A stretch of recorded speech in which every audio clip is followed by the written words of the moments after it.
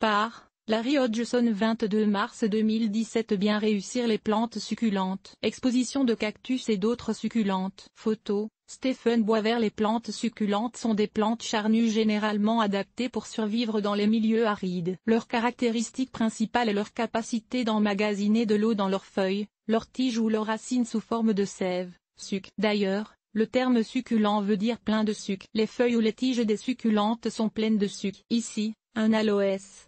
Photo, Raoul 654, Wikimedia Commons. On appelle aussi ces végétaux plantes grâce à cause de leurs tiges ou feuilles épaisses qui leur donnent une allure obèse, mais les botanistes préfèrent le terme succulente, car en fait, elles ne contiennent pas de graisse. Cactus ou succulentes? Les cactus, ici un Rubussia, sont tous des succulentes. On les reconnaît par leurs épines, leurs tiges dodues, l'absence de feuilles, à quelques exceptions près, et surtout, par leur aréole. La petite pointe de croissance poilue d'où partent les épines et les fleurs. On dit couramment cactus et succulente, mais en fait, cette utilisation est redondante. Les cactus sont des succulentes, apparentant tous à l'une des rares familles végétales dont tous les membres sont des succulentes, les cactacées. Donc, tous les cactus sont des succulentes. Mais toutes les succulentes ne sont pas des cactus. Une réaction évolutive à la sécheresse. La succulence a évolué indépendamment maintes fois dans la nature. D'ailleurs, on trouve des succulentes dans plus de 65 familles de plantes, allant des bégoniacées aux orchidées. En réaction à un climat qui devient de plus en plus sec, les plantes les plus capables de tolérer la sécheresse survivent et se multiplient, alors que les plantes moins tolérantes sont graduellement éliminées. Quand ce processus se répète pendant des générations, éventuellement une plante mieux adaptée à la sécheresse évolue. Évidemment, il y a plus d'une façon pour survivre à la sécheresse. Certaines plantes apprennent en entrer en dormance quand l'eau est rare. D'autres réduisent la taille de leurs feuilles. Une bonne partie de l'eau que les plantes absorbent est perdue par évapotranspiration à partir des feuilles. Encore d'autres adoptent une mode de vie annuelle et croissent et fleurissent après une pluie pour mourir seulement quelques semaines plus tard, etc. Stocker des réserves d'eau dans ces tiges ou ces feuilles est toutefois la façon la plus visible pour faire face à un climat aride. Euphorbia obesa est un exemple d'une succulente qui a abandonné ses feuilles et qui fait sa photosynthèse à partir de sa tige gonflée. Photo, Pétard 43, Wikimedia Commons. Plusieurs plantes succulentes, et notamment les cactées, ont abandonné leurs feuilles en cours de route. Ces plantes ont appris à faire la photosynthèse uniquement par leurs tiges vertes. Ainsi les feuilles, qui peuvent perdre plus d'eau qu'une tige à cause du plus grand nombre de stomates qu'elles portent, ont été mises à l'écart. Dans le cas des cactus, les feuilles sont devenues des épines. Le feuillage succulent de l'Echeveria perlephone Nürnberg est tellement couvert de pruines qu'il paraît plus bleu que vert. Photo, Leonora Hanking. Flicker. D'autres plantes, et notamment les nombreuses crassulacées, Crassula, Kalanchoe, Sedum, etc., ont conservé leurs feuilles, mais le nombre de stomates est réduit ou encore, les feuilles sont couvertes de cire blanche, pruine, ou de poils denses pour réduire la perte d'eau en reflétant les rayons intenses du soleil plombant. L'évolution des succulentes a aussi mené à un type de photosynthèse assez surprenant, soit ce qu'on appelle un métabolisme acide crassuléen ou CAM. La plupart des végétaux ouvrent grand leurs stomates le jour pour absorber le dioxyde de carbone, CO2, et font alors leur photosynthèse le jour à partir du gaz en circulation libre. Pour ne pas perdre trop d'eau à l'évapotranspiration, ils ferment leur stomate la nuit, quand il n'y a pas de photosynthèse en cours. Les plantes CAM, par contre, retardent leur respiration, n'ouvrant leur stomate que la nuit quand la température est plus fraîche, ce qui réduit l'évapotranspiration. Pendant leur respiration nocturne, elles convertissent le C02 en acide malique et l'emmagasinent en attendant le retour du soleil. Puis elles la libèrent de nouveau le jour pour faire la photosynthèse en présence du soleil, alors que leurs stomates sont solidement fermés. C'est comme si la plante retenant son souffle pendant toute la journée. Encore, le CAM a évolué indépendamment dans différentes familles de plantes. Entretien des succulentes. Opincia polyacantha à l'état sauvage dans la très froide province de l'Alberta, zone 3. Une belle preuve que certains cactus tolèrent bien les hivers froids. Il existe des succulentes adaptées au climat froid, notamment parmi les Sedum spp, et les joubarbes sempervivum spp.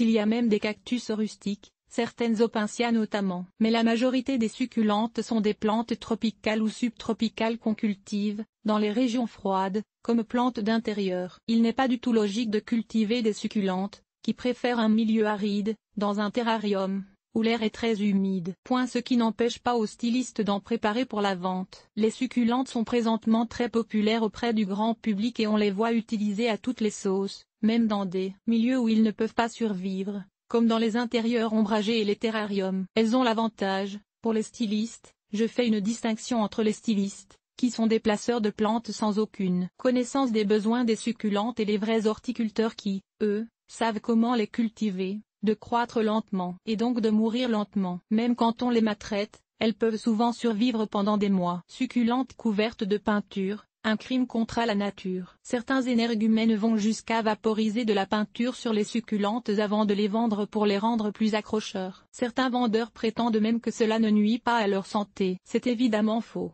La peinture réduit la capacité des succulentes de faire de la photosynthèse, et la photosynthèse est à la base même de la survie de toute plante. Les vendeurs de plantes peintes comptent sur la capacité des succulentes de survivre longtemps malgré les mauvais traitements qu'on leur inflige. Voilà tout. Un tel traitement relève davantage de l'horticulture que de l'horticulture. Éventuellement, les succulentes peintes produiront des feuilles normales dans un effort de survivre au mauvais traitement, mais plusieurs meurent du traumatisme avant de récupérer complètement.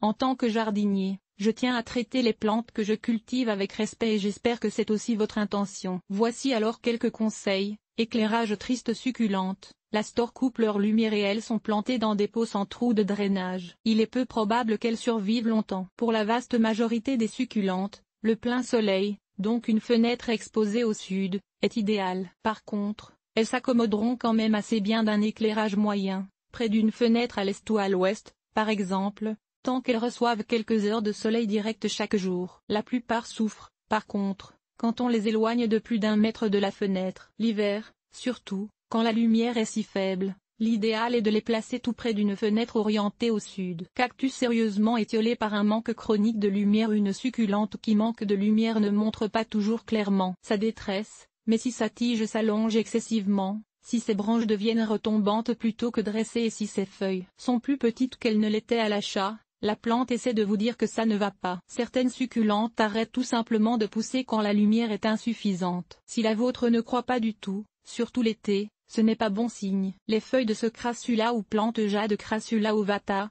sont tourlées de rouge pendant l'été, un signe qu'il reçoit assez de lumière. Un signe que la plante reçoit un éclairage adéquat, et quand le feuillage devient ourlé de rouge pendant les mois d'été. Cela démontre qu'elles reçoivent vraiment l'éclairage qu'elles préfèrent. On voit notamment ce phénomène chez les Crassula et les Echeveria. Aortia fasciata tolère relativement bien une certaine ombre. Il existe toutefois quelques succulentes qui tolèrent l'ombre, mais il doit quand même y avoir un peu de soleil quotidien, notamment certains Aortia spp. Surtout les variétés à feuilles vert foncé, Gasteria spp. Et Sansevieria spp. Si vous devez placer une succulente loin du soleil direct ou devant une fenêtre faisant face au nord, ce sont de bons choix. Notez que même ces succulentes préfèrent un bon éclairage. La Sansevière, notamment, ne fleurira que lorsqu'elle est placée au soleil, mais elle tolère bien moins que l'idéal. Arrosage. La vaste majorité des succulentes ont une croissance nettement saisonnière. Elles croissent au printemps et à l'été et entrent en dormance, ou presque, à la fin de l'automne et à l'hiver. Donc, il faut arroser davantage entre mars et octobre et moins l'hiver. Arrosez bien les succulentes, puis laissez le terreau s'assécher complètement. Si vos succulentes poussent dans un pot avec des trous de drainage, l'arrosage est facile. Pendant l'été, arrosez-les comme n'importe quelle plante d'intérieur, humidifiant complètement la motte de racines à chaque fois, mais jetant tout surplus d'eau qui s'accumule dans la soucoupe. Touchez au terreau pour être certain qu'il est sec avant d'arroser nouveau, mais normalement, un arrosage par semaine conviendrait. Pendant l'hiver, vaut mieux laisser le terreau s'assécher avantage. Il est plus difficile de juger leurs besoins en arrosage à cette période,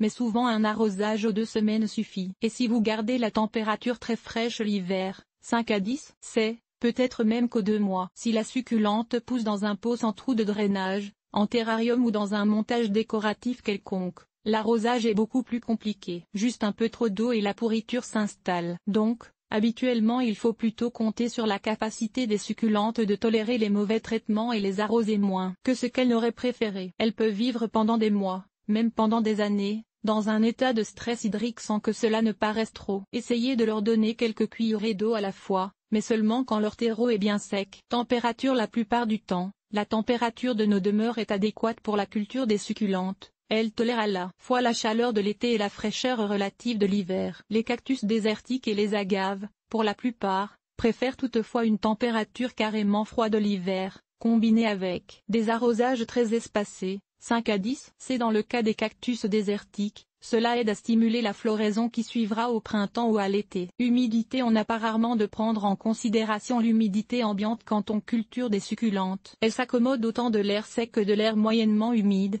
L'humidité dans nos maisons dépasse rarement 50%.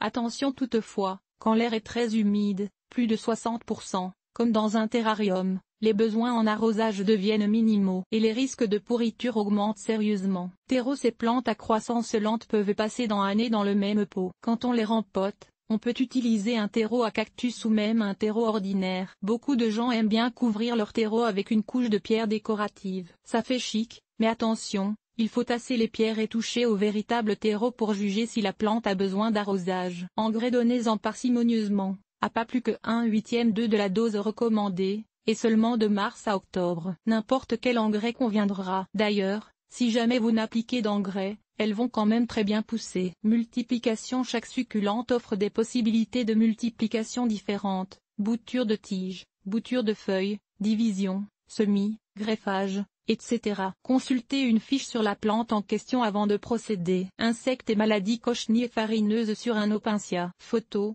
Anne Verga, Flickr. Les 3 insectes nuisibles les plus répandus chez les succulentes sont les cochenilles farineuses, les cochenilles de la racine et les cochenilles à carapace. Tous arrivent sur les plantes infestées, donc isolez les nouvelles plantes pendant 40 jours et les inspectez attentivement avant de les présenter à votre collection. Ils peuvent être difficiles à éliminer et il peut être nécessaire d'éliminer la plante infestée. La pourriture des racines et la pourriture de la tige, causée par toute une gamme d'espèces de champignons, sont les maladies les plus courantes. Pour les prévenir, évitez de maintenir le terreau trop humide et assurez une bonne aération. Une fois que la pourriture est présente, la seule chose à faire est d'essayer de prendre des boutures à partir d'une section de plantes non infectées. Un été en plein air. Les succulentes préfèrent passer l'été en plein air, tant que leur peau contient des trous de drainage, du moins. La plupart des succulentes apprécient beaucoup un été en plein air, mais ne sortez pas les succulentes cultivées dans un pot sans trou de drainage, comme il n'y a aucune possibilité d'évacuer les surplus d'eau. La moindre pluie pourrait leur être fatale. Il faut quand même acclimater graduellement les succulentes au soleil à leur sortie, en les plaçant quelques jours à l'ombre et ensuite quelques jours à la mi-ombre avant de les exposer à sa pleine intensité du soleil direct. Et voilà. Un rapide survol des succulentes, à vous maintenant de les découvrir.